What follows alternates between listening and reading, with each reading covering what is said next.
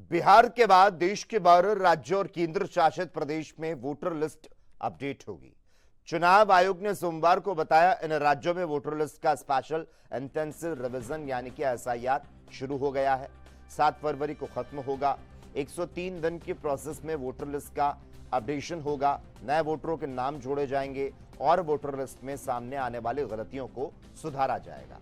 मुख्य चुनाव आयुक्त ज्ञानेश कुमार ने यह बताया, राज्य से ही इन 12 राज्यों और केंद्र शासित प्रदेशों की वोटर लिस्ट फ्रीज हो जाएगी। खास बात है, अगले साल चुनाव वाले बंगाल में एसआईआर होगा, लेकिन असम में नहीं होगा। चुनाव आयोग का कहना है, असम में नागरिकता से जुड़े नियम थोड़े अलग हैं, इसीलिए वहां यह प्रक्रिया अलग तरीके से चलेगी।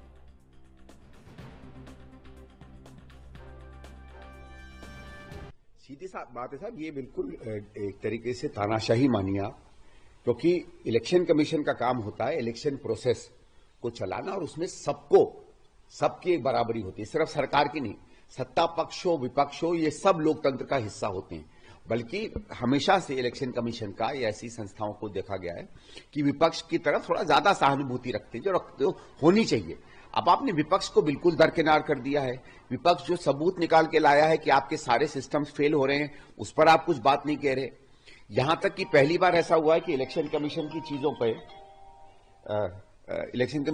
पे सुप्रीम कोर्ट तक ने अपनी रोक लगा दी, उस पर भी आप कोई नहीं किसी की बात समझ रहे। तो ये क्या जिद और क्या हट है भाई, ये मुझे नहीं समझ में आता है। सही में अगर आप कर रहे होते तो ऐसा नहीं है कोई कि विपक्ष के जो दल हैं उनमें कोई तर्क नहीं है, उनमें कोई समझ नहीं है। अगर हमको लगता कि अच्छी तरीके से सिस्टम्स चेक हो रहे हैं तो सिस्टम चेक का आप सबूत दे सकते हैं। मैंने भी बहुत बार कोशिश की है नाम जुड़ने की, नाम कटने की, लेकिन अगर सामने से इलेक्शन कमीशन से या प्रशासन से तही तर्क आता है तो कोई भी हम हो, चाहे पक्ष में हो या विपक्ष में हो, हम उस बात को, तर्क को समझते हैं। आप किसी को सेटिस्फाई कर नहीं पा रहे हो। ये दिख रहा है कि जहां भी एसआईआर या जहां भी हस्तक्षेप होता है इलेक्शन कमीशन का, और अगर वोट बढ़ते हैं या वोट घटते हैं तो फायदा सीधे सीधे अगर किसी को होता है तो केवल रूलिंग पार्टी को होता है।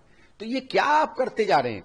क्या इलेक्शन कमीशन, पहले तो हम मानते थे कि एक एजेंट बन गया है भारतीय जनता पार्टी का, अब क्या आप सीधे सीधे संघ के मेंबर की तरह काम करोगे क्या?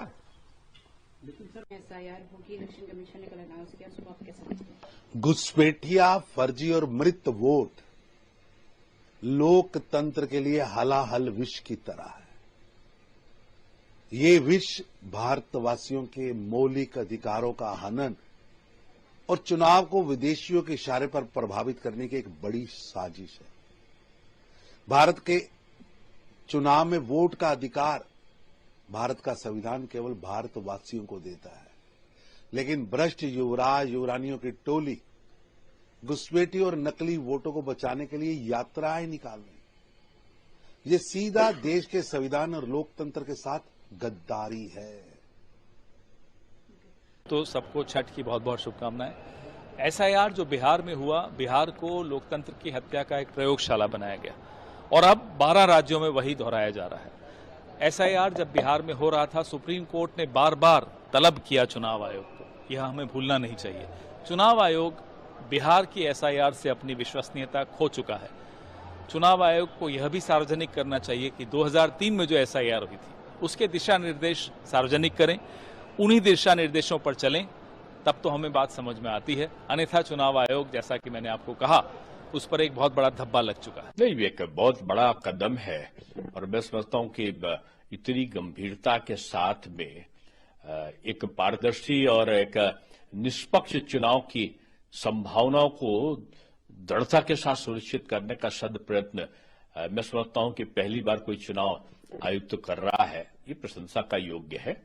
अलग अलग लिस्टें होना कि पता चला कि लोग मर चुके हैं 10 साल पहले फिर भी वोट डाल रहे हैं, उनके नाम पर दूसरे लोग घुसपैठी हैं और हिंदुस्तान में आकर वोट डाल रहे हैं।